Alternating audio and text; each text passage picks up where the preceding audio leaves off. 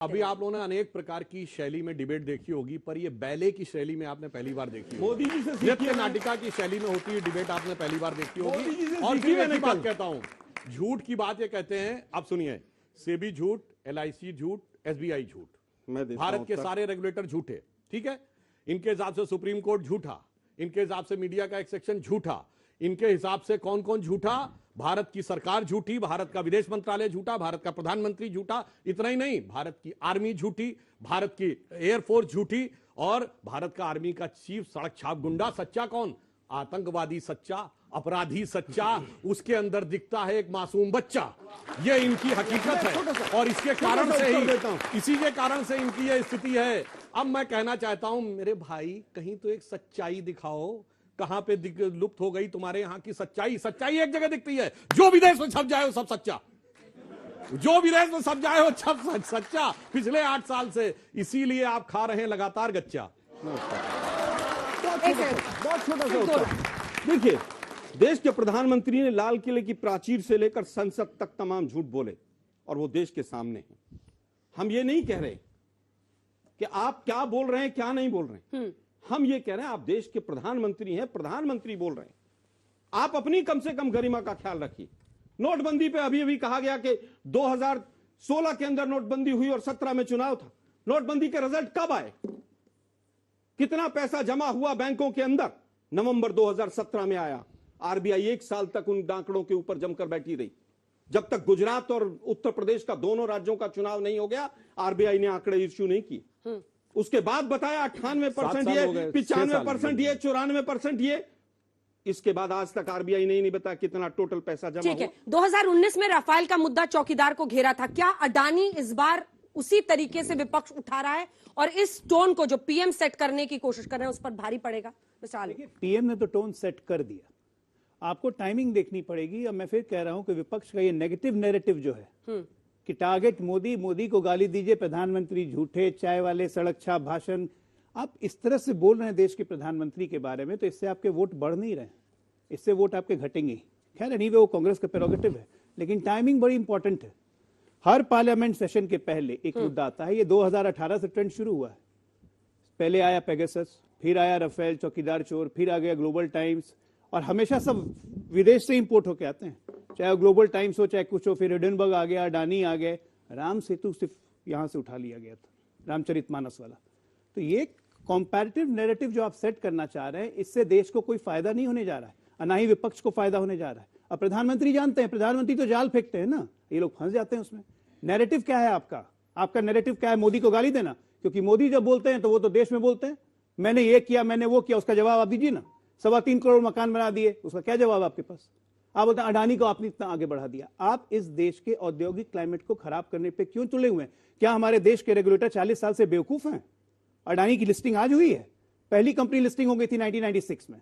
अडानी को आपने पोर्ट नहीं दिया? महाविकास अघाड़ी ने गिद्धा पोर्ट दिया कि नहीं? केरल वाले CPM वाले बोल रहे हैं, उन्होंने केरला में पोर्ट दिया कि नहीं? क्यों दिया भाई? अशोक गहलोत क्यों बुलाते हैं अडानी को? भूपेश सिंह बघेल क्यों रेड कार्पेट वेलकम देते हैं? आपको अडानी ऐसे अच्छे लगते हैं, लेकिन अडानी के माध्यम से अगर आप प्रधानमंत्री को टारगेट कर रहे हैं तो ये नेगेटिव नैरेटिव है, इसका ये नहीं होना चाहिए। ठीक है, मृत्युंजय जी आपके पास आते हुए, देखिए, ये कह रहे साजिश रची जाती है हर सेशन के पहले। बजट सत्र अभी चल रहा है, पार्लियामेंट सेशन के पहले एक विदेशी रिपोर्ट आती है और उस पर विपक्ष एजेंडा ड्राइव करता है। अंजना जी, सवाल अडानी का नहीं है, सवाल है सत्ता में बैठे हुए लोगों के नादानी का। जिस तरह से आदरणीय प्रधानमंत्री जी कह रहे हैं, एक अकेला सब पर भारी, ये देश की जनता कभी इस तरह के सत्ता के अहंकारी को बर्दाश्त नहीं कर सकती है। और ये उनका अहंकार बता रहा है कि उन्होंने 9 वर्षों में ही जिस तरह से सपने बेच करके नौजवानों के साथ उन्होंने हर वर्ष 2 करोड़ नौकरी देने का वादा किया था। नौजवान पूछ रहा 18 करोड़ 9 वर्षों में हमारे रोजगार का क्या हुआ? तो ये कह रहे हैं एक अकेला सब पर भारी। किसान पूछ रहा है अपना सवाल, तो ये कह रहे हैं एक अकेला सब पर भारी। आदरणीय प्रधानमंत्री जी, ये देश की आन बान शान, आप 140 करोड़ हिंदुस्तानियों के प्रधानमंत्री हैं। जनता के सवालों का जवाब विपक्ष सदन में पूछेगा, उसका जवाब देना आपकी जिम्मेवारी, जवाबदेही बनती है। आप अकेला सब पर भारी नहीं पड़ सकते। ये लोकतंत्र है, 140 करोड़ जनता का कवच, जिस सुरक्षा की बात आप कर रहे हैं, जब वो कवच ही असुरक्षित है, 140 करोड़ जनता ही आज नौजवान, किसान, गरीब, मजदूर असुरक्षित महसूस कर रहे हैं, तो फिर आदरणीय प्रधानमंत्री जी आप ये सुरक्षा लेकर सुधांशु क्या जी जवाब करेंगे? दीजिए। जो व्यक्तिगत अहंकार वाली बात करते हैं, ये बताइए, ये अपने मुंह से किसने बोला था, जब तक रहेगा समोसे में आलू तब तक रहेगा बिहार में लालू? और इतना ही नहीं, चलिए यहां तक तो फिर भी चलता है।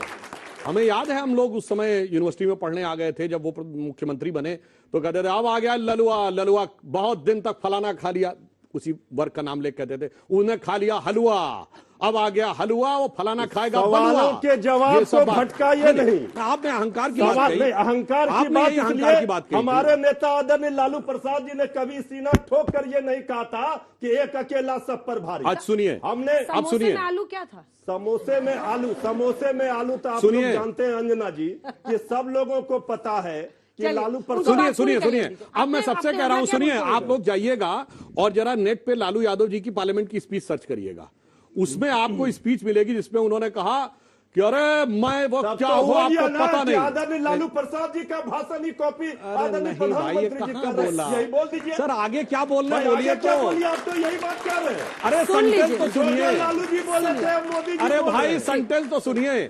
देखिए, लालू यादव जी का जन्म 1948 का, वो बोले अरे मैं तो वो हूं कि जब आने वाला था अंग्रेज को पता चल गया लालू आने वाला, 1 साल पहले छोड़ के भाग गया। आप बात करते हैं। अब सुनिए, अब इनकी पार्टी का बताते हैं, अहंकार की पराकाष्ठा, India is Indira and Indira is India, ये किसने बोला? कांग्रेस के तत्कालीन राष्ट्रीय अध्यक्ष देवकांत बरुआ ने, और आज तक किसी राष्ट्रीय अध्यक्ष ने इस बात के लिए माफी नहीं मांगी है कि इंडिया इंदिरा नहीं थी। इसलिए आज तक यह कांग्रेस पार्टी का आधिकारिक वक्तव्य है, और यह उसके समकक्ष है जैसे हिटलर की नाजी पार्टी के रुडोल्फ हेस ने 1934 के कन्वेंशन में नारा लगवाया था, Hitler is Germany, Führer is Germany, Germany is Führer, वो इनके समकक्ष था। और आज हमारे प्रधानमंत्री जी तो हर जगह क्या नारा लगाते हैं? वंदे मातरम, भारत माता की जय।